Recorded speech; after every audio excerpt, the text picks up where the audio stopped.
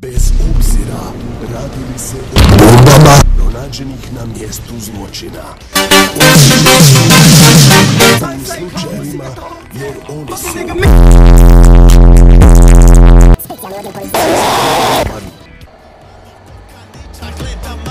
Daj, stani tu, moram pisat.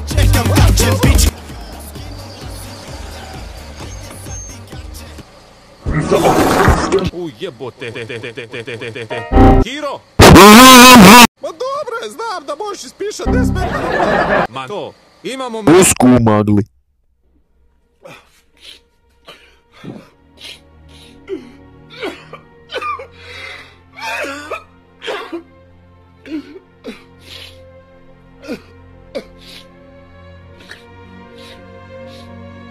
Thank God for my reefer, man. Nož u njegovim prstima upućuje na nasilnu smrt. A ta nasilna smrt je rezultirala samo zato da nas navede na pogrešan trag. Štur, bežilbo, bitnerom, umešljat milsim. Taj nož. Ja bi odmah uhapsio nekog s tom kosom. One šta pune, one raš i sve bi ispremio. Dragi kolega, Popušte mi kurac. To nemamo. a pribor za uzimanje otisaka prstiju?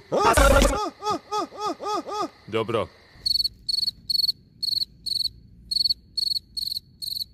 Pogledat ću taj nož po očima.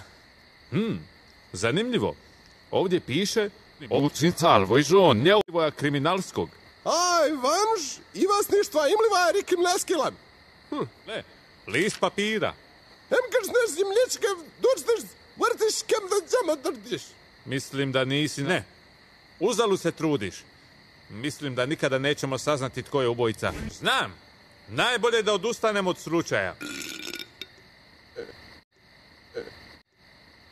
Pa bio sam mrtav pijan.